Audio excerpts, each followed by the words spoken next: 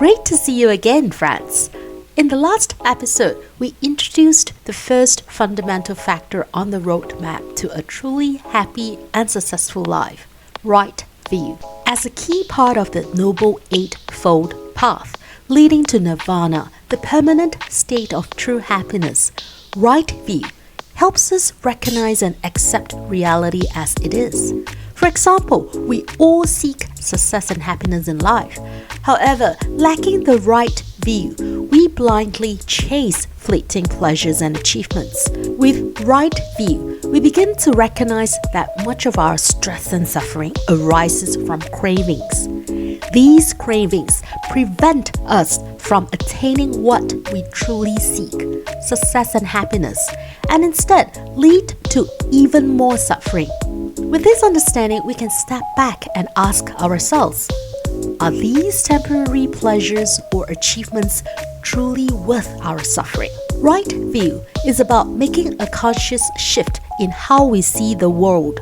But you might wonder, isn't that just brainwashing? How do I know if these perspectives will benefit me in the long run? Will I turn into a religious fanatic?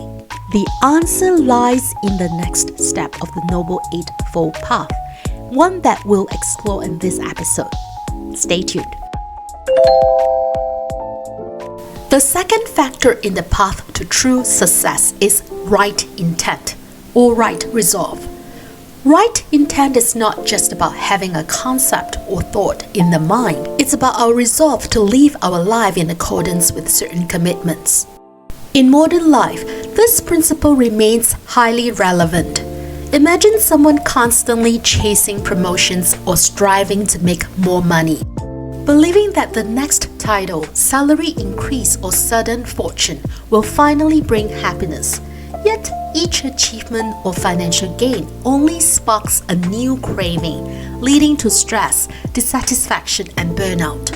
By cultivating the intent to be free from craving, one learns to find contentment in the present rather than endlessly seeking external validation.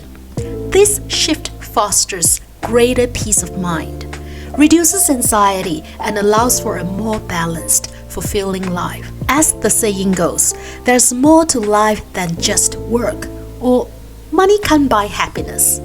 If there's no craving, then wouldn't that mean no advancement? I mean, if humans had just been content staying on the ground, nobody would have invented the plane. And craving for a better life motivates people to work hard, buy more things, which is good for the economy, right? So I'm not sure if this whole idea that craving leads to suffering really makes sense. Hey, that's a great question. And you are absolutely right to point out that the desire for improvement can lead to innovation. But in Buddhism, there's an important distinction. Not all desire is the same. There's craving, tanha, and then there's aspiration. Craving is that restless urge to grasp, own, or consume. It's never satisfied. Even when you get what you want, the mind wants more and more. It often leads to stress, conflict, and even harmful behavior. But aspiration, when rooted in wisdom and compassion, is something entirely different. It's part of right intention in the Eightfold Path, such as the aspiration to be free of craving. It's the motivation to grow, to master our minds, and to transcend negativities. Let's take the invention of the airplane. It wasn't just driven by greed or craving. The Wright brothers were curious, persistent, and inspired. They were not obsessed with money or fame. They were exploring possibilities, trying to solve a challenge. And this applies to everyday life too. Worldly aspirations are not a problem by themselves. For example, someone may work hard to earn money, not out of greed, but to support their family or help others. That's wholesome. But if the mind becomes obsessed with money itself, driven by endless craving, we can easily slip into unhealthy patterns, even committing harm just to get more. Or take someone who wants to serve their community and enters politics. That's a noble goal. But if the focus shifts to power, control, or feeding the ego, it's no longer about service. It becomes about attachment and self-interest. When we cling too tightly, even to good goals, we lose our inner clarity. Wisdom fades, our actions become reactive, and suffering deepens. We witnessed this when Siddhartha nearly starved himself to death by practicing extreme asceticism. That's why the Buddha didn't teach us to give up improvement. He taught us to walk the middle path, a path of balance, not indulgence, not suppression. It's about pursuing goals without obsession, working with purpose, but not clinging to outcomes. So even in the economic sense, yes, consumerism drives certain types of growth, but unchecked craving also fuels stress, environmental damage, and inequality. Endless buying doesn't always mean real progress. True advancement is possible, even necessary, but it's most powerful when guided by clarity, compassion, and contentment. That way, our progress becomes not only effective, but also peaceful. The second right intent is the intent to live harmlessly, not only toward ourselves and others, but also toward the environment. It means making choices that promote well-being, acting with mindfulness, and considering the impact of our words and actions on the world around us. In modern life, this can be as simple as choosing cruelty-free products, reducing waste, or responding to challenges with patience instead of hostility. For instance, when stuck in traffic, choosing calmness over frustration not only reduces personal stress, but also prevents unnecessary conflict. By cultivating this intent, we foster a more compassionate, peaceful society and contribute to a world with less harm and suffering. Choosing not to be frustrated by things beyond our control makes sense, but I am not sure about other situations in life. If we are completely harmless and without thorns, doesn't that make us an easy target for bullies? Well, that's a common concern. People think that being harmless means being passive, weak, or a doormat. But in Buddhism, harmlessness, ahimsa, is actually a sign of inner strength, clarity, and courage. Think about it. It's easy to lash out when you are angry, to hit back when you feel threatened. That's reactive. But it takes real discipline and confidence to respond wisely and without hatred, especially when you have the power to harm but choose not to.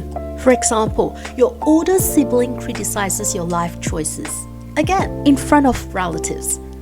You're still not settled? Still chasing that dream? When are you going to grow up? Everyone goes quiet. You feel humiliated. Your chest tightens. Anger surges. You want to snap back, say something sharp, humiliate them right back. But you pause. You take a breath. You remember. Harmlessness doesn't mean staying silent, but it also doesn't mean lashing out. You respond. I know you care, but I'll appreciate it if we didn't talk about my personal life in front of everyone. Let's catch up privately if you're concerned. It's firm, clear, kind. Your sibling may scoff, but the moment shifts. You didn't escalate. You protected your dignity without attacking theirs. You stopped the cycle without feeding it. Later, you take a quiet walk instead of replaying the fight in your head. You choose not to steal in bitterness or self-blame. You remind yourself, I handled that well. That's also being harmless to yourself, refusing to carry the poison of anger. This is what the Buddha meant. Buddha's principle of harmlessness doesn't mean you let others walk all over you. It means you protect yourself and others without fueling cycles of revenge, fear, or hatred. You set boundaries, speak up, and act when needed, but without melees. That's powerful. Also, being harmless includes being harmless to ourselves, not holding on to bitterness, not burning out, not being driven by rage. That's how you stay mentally free. So, right intent to be harmless isn't about being soft. It's about being wise enough not to cause harm and strong enough not to be ruled by fear or anger. The The third right intent is the intent to be free from ill will, which means committing to let go of animosity, not just toward others, but also toward ourselves. Instead of holding on to anger and resentment, we cultivate compassion, forgiveness, and understanding. This does not mean ignoring wrongdoing, but rather responding with mindfulness and wisdom instead of hostility. This can be especially helpful in relationships and daily interactions. Imagine receiving harsh criticism at work. Reacting with anger only fuels stress and conflict. But by choosing patience and understanding, we break the cycle of negativity, preserving both our peace of mind and our relationships. Prioritizing peace over hostility leads to healthier connections, reduced stress, and a more balanced, fulfilling life. Right view is a conscious effort to adopt certain perspectives in life that will ultimately lead to a state of ultimate happiness, while right intent is a conscious effort to live our lives in accordance to certain commitments. No craving, no ill will, and no harm. Together, right view and right intention shape how we perceive the world and respond to it. To examine our intentions, we should reflect on whether they stem from craving or ill will. We must also consider whether our actions and words are harmless to ourselves and others. If strong craving, ill will, or the potential to cause harm is driving our thoughts, words, or actions, it is crucial to stop before we create suffering for ourselves and others. Gradually, this transformation will shape our habits and define our character. As we can see, happiness or even nirvana is not a mystical attainment, but a reality realized through conscious effort to align our lives with wisdom and truth. Alrighty, see you next time as we dive into right speech and how what we say can shape our lives more than we think.